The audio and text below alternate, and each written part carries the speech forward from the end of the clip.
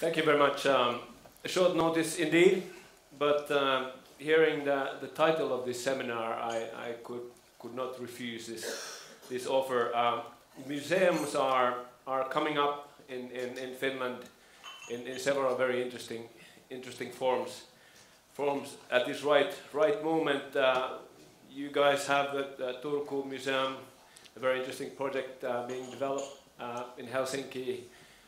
The big discussion is about the Super Museum, the new museum of architecture and design, which is equally very interesting. My intention is to talk about more about the processes and ways of working when designing spaces in general, but more in focus in museums and exhibition spaces.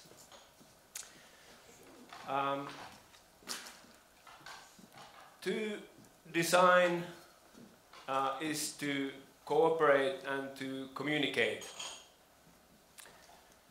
And especially if you design an exhibition space, this is true. The mayor spoke of participation and involvement of every party in design processes, and it is a very valuable and good method to use. I would like to present a project which was completed last year in northern Helsinki, Modular, which was a true experiment in involvement from our behalf. A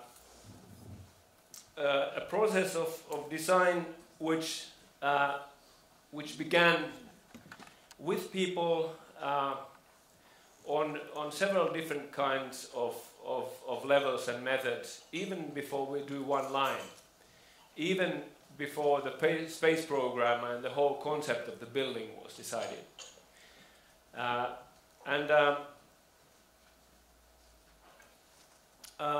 This required our design practice kind of resetting the way that we were used to work. To involve people really from the beginning means that you have to step outside of your designer's comfort zone and to allow all kinds of people, even without any expertise, to contribute to the design process. And we did this on, let's say, a more traditional way, like in this image, where there were discussions and talks with an open call for all the people, of course involving all the key parties of this house. Modular House is a building that houses a library, a youth center, and a community college, as well as a lot of kind of less programmed spaces for the local inhabitants. So people would contribute. For instance, this 16-year-old Sara would present her ideas about a specific girls' room. By the way, many of you know that today is the United Nations Girls' Day, an important day. So by coincidence, I would have this slide. Why a girls' room designated for girls? In this part of Helsinki, we learned out that the ethnic background of the people is so diverse that the Muslim girls would not come to this house unless there was a designated space for girls. So without this kind of cooperation and involvement with the people, we wouldn't know this, and that room wouldn't be there. Now it is there for their use.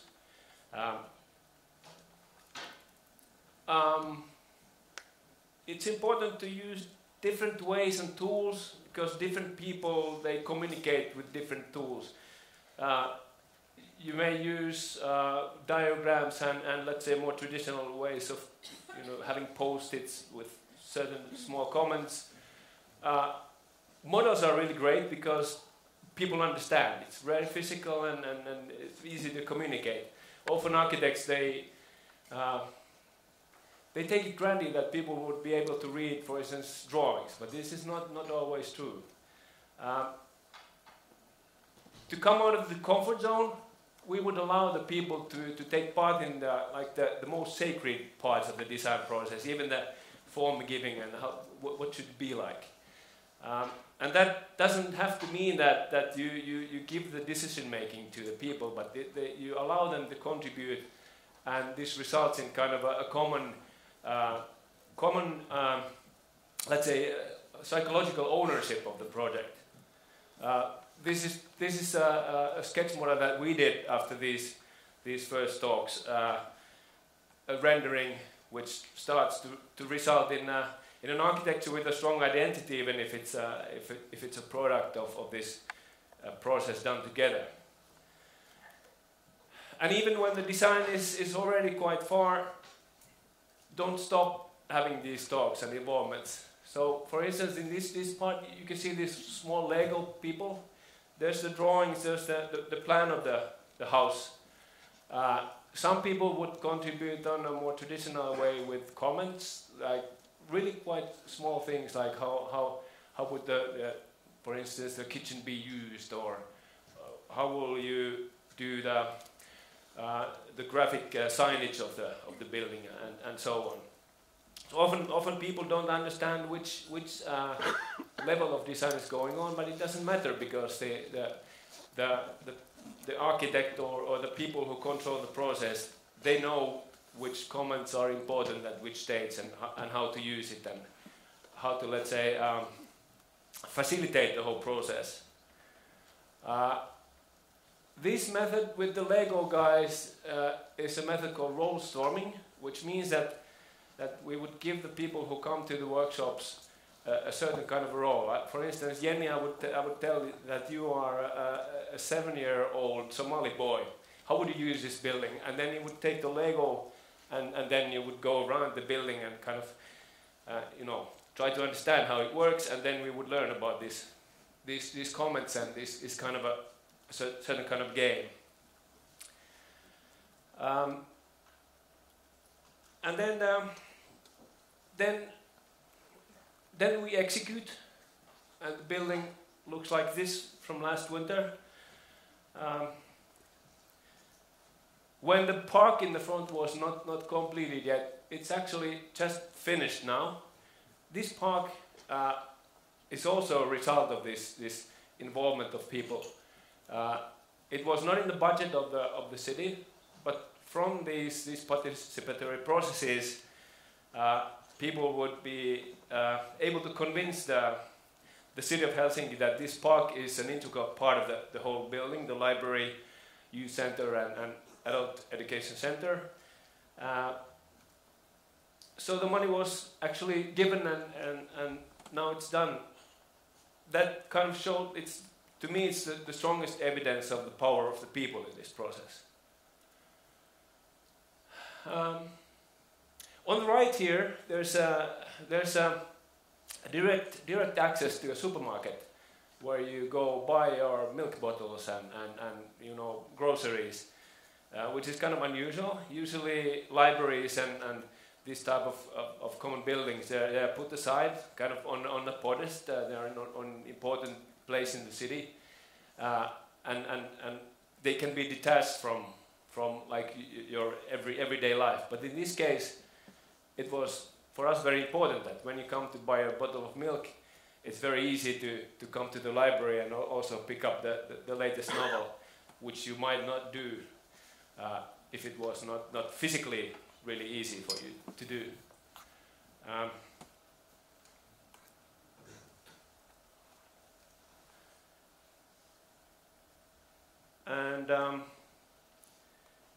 When some of the spaces are really quite specifically programmed, like this, your library hall, then others are not. For instance, the core of the building, which has a double high space with the top light. The whole ground floor is somehow unprogrammed. It houses, you can see there's a piano which is brought there sometimes for concerts and talks. There's a pop-up cafe, it's been there for now.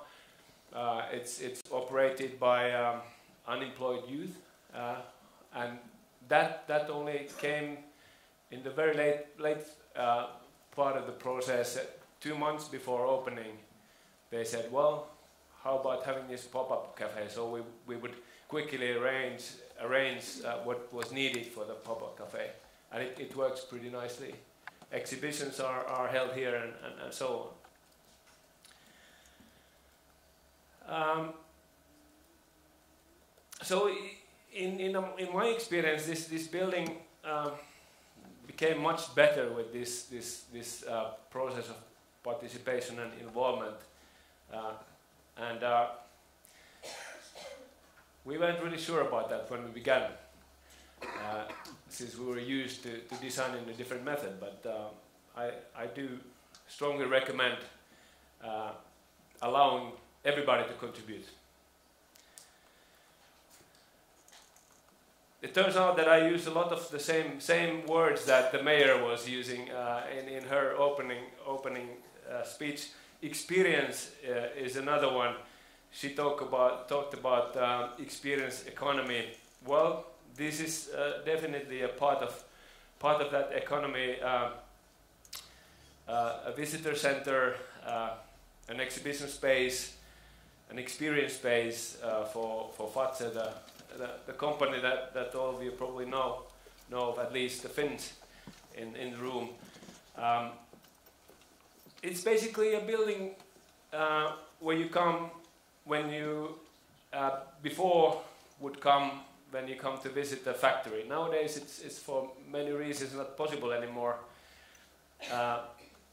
So a few years ago they arranged an invitational competition which we won, and this is a result of that. And as I said in the beginning, I would try to talk about the ways to work in our office.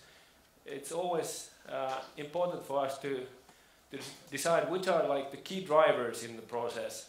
If in the Modular it would be the involvement of people, in this case we would say that it's really the experience which drives the whole process. That's kind of the red line in the whole process.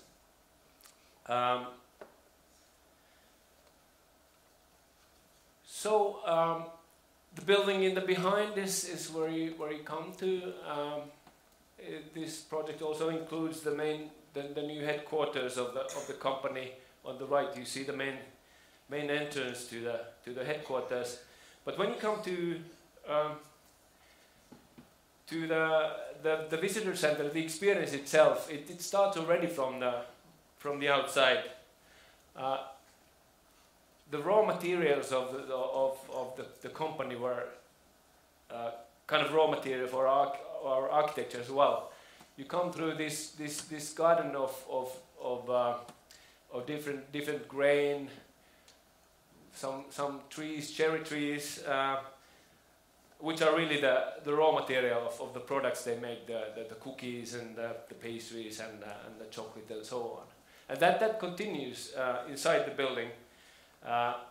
The heart of the building is a green room, a greenhouse, where the kind of the piece de resistance of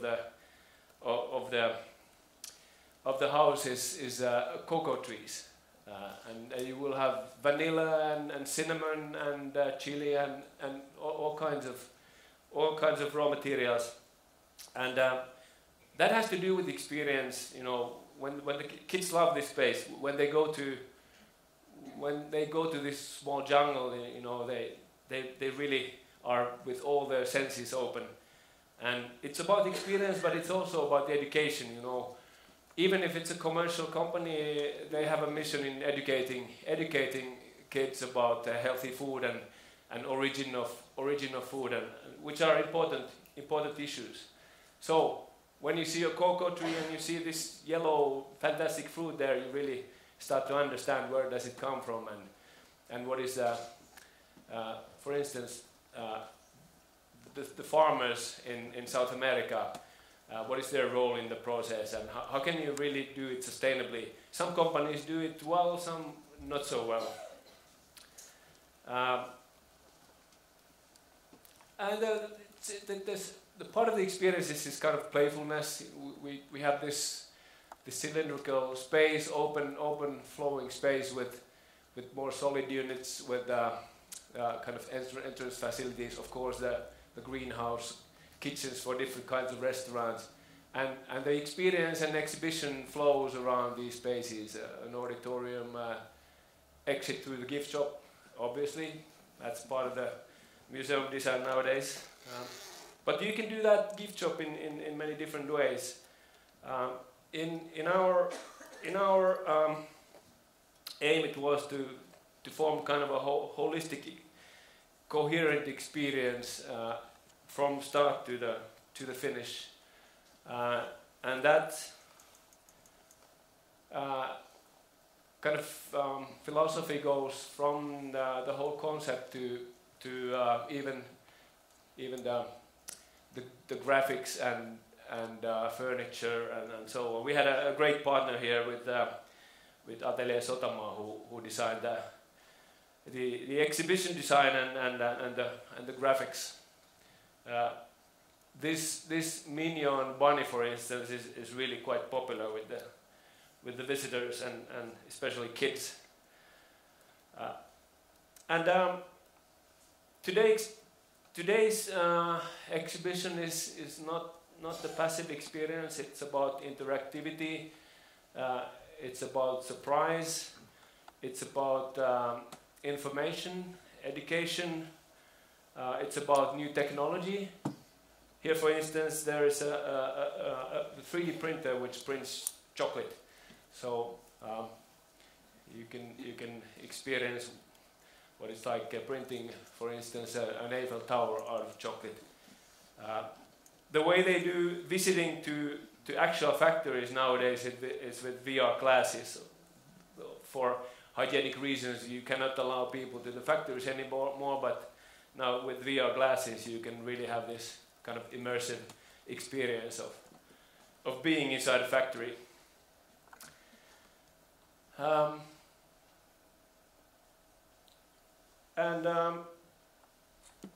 And yes, in the end, you do visit through the gift shop.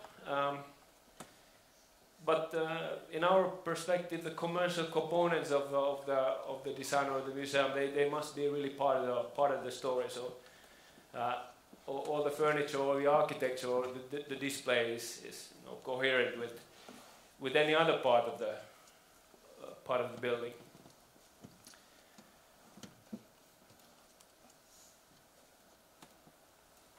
In Kuopio, they are building an extension to the museum at this very moment. Unfortunately, not the one that we designed, but we still feel that there's something that we could say with this entry to the invitational competition, which was held 2 years ago. And this has to do with the idea of connecting. If this museum, which is the old museum on Art Nouveau or Jugendstil style museum, was kind of an introverted castle, if you will. Today's museum is something totally opposite. It is a connector in many ways. It needs to connect to the street life. It needs to connect to whatever assets you have in the urban condition around. For instance, in this particular case, there was, or there is, the old museum building, which is now like seamlessly connected to the new part, but more importantly, the city library. Kind of the same idea with what we used in Modular, is to really connect and allow different services to blend seamlessly together. At the same time, it's important to respect the layers of architecture in the city. When you extend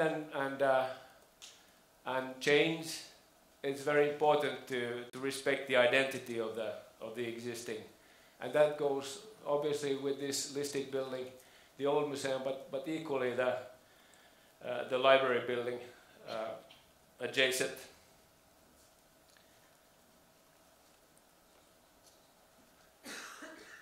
The streetscape, even if the building itself is kind of calm and monolithic, let's say playing the second violin next to the old museum, the big thing is about opening the streetscape to the city.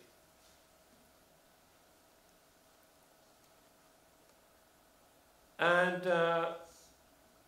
it's very important to provide all the services, all, let's say, kind of the back of the stage services, so that they work in a great way, but they don't disturb the experience. So in this case, underground facilities to provide for the, let's say, the blood circulation of the museum, hidden from the eyes of the visitor, and the experience. Of course, part of these can be part of the experience, but not everything.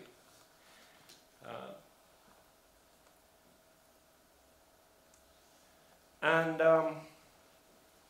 it's important to decide where to be expressive, where to create a sensation with your architecture and design, and where not to. In our opinion, in this case, kind of the expressive architecture is in the entrances, but they're not in the actual exhibition spaces, which leaves more room for the actual exhibition and the artifacts and the content of the exhibition. For instance, here you could say that this kind of tapered or origami concrete is some kind of a contemporary interpretation of the old brick vaults in the older part of the museum. The fourth and last example I would like to share you with this is a project of revitalization. I know all of you have read this week the IPCC reports about climate change, at least myself in a kind of shocked manner. And of course the main message in that report is that sustainable development needs to be taken into account in everything we do, in virtually everything. So one big part of that philosophy is how to relate to the buildings that we have already. And of that method, a good example is the Helsinki Olympic Stadium revitalization, refurbishment and extension, which is now undergoing and will be completed in the end of next year. It is a building with we have worked from 2003, so it's a rather long project. We began with covering the eastern stalls, but now all the spectator stalls are being covered. More than 20,000 new square meters are being built, mostly underground. But at the same time, the original character and identity of the Lindgren-Jäntti architecture prevails. We were told in the beginning of this process that hey guys, it's cheaper and easier to just tear it down and build a completely new stadium. Of course, those tones were silenced quite quickly, but some people were really even quite serious about this. of course, this is a very important symbolical building in Helsinki, and it's important to understand that value in all buildings, it's not only about economical and material values, but it's also obviously historical values, but cultural values as well. So it goes whole way, and of course it's quite difficult to introduce modern requirements to a building like this, but I think we do manage. This is the canopy from 2005, and this is what is illustrated to be in about a year's time, and that's really the most notable change in the spectator stalls. Talking about museums, well, in a sense, the whole Olympic Stadium is a kind of a living museum. There is, as you know, there's a sports museum as well, which is equally listed. Some small changes are being made, but it will open at the same time with the Olympic Stadium, and the whole stadium will, with this revitalization, be a kind of a living museum, a forum for almost any kind of event, not only sports and concerts. And this illustrates to you that even if you don't see too much, you see the canopies. There's a whole lot going underground. New sports halls, a lot of technique, which is quite challenging to put into an old concrete building like this.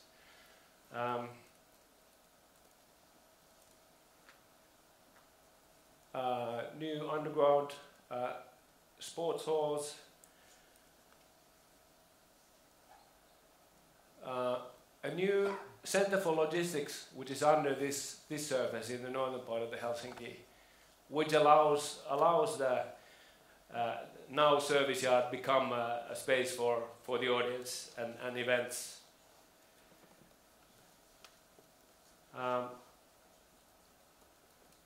We try to do things in the interior of the stadium in a manner that it almost, kind of the new architecture almost disappears.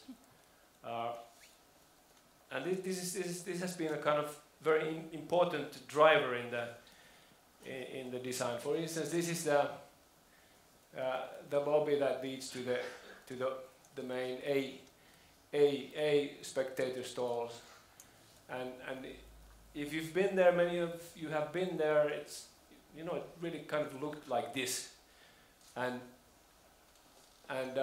even though the functional changes are quite big, there's a lot of new stairs, new services, new toilets, new restaurants. We tried to make them disappear in a way that the original character and identity of the stadium from 1938 would be the thing that you still do experience. It's again kind of the same philosophy I was talking about when I talk about the museum in Kuopio, which was our entry. In this case, for us it was really quite important to decide where to be expressive, where to kind of show the contemporary, and where not to, where to kind of disappear. I remember Taniguchi, who won the design competition for the New York MoMA extension, and he was talking to the client about his design fee, and he said, well, if you give me a good design fee, I will make you a good museum, but if you give me the fee that I want, I will make the museum to disappear, which was quite well put to my mind. To finish, I think in every project you have to start with the white paper and decide which are the ways to work, which are the methods, which are your red lines that you will follow always. We all know how complicated architecture is, the whole process is. So if you don't have these red lines, you might get lost. These are some of the red lines that we've been following in these particular projects. Looking forward to finding the next ones, perhaps in Turku or in Helsinki with the museum projects. Thank you.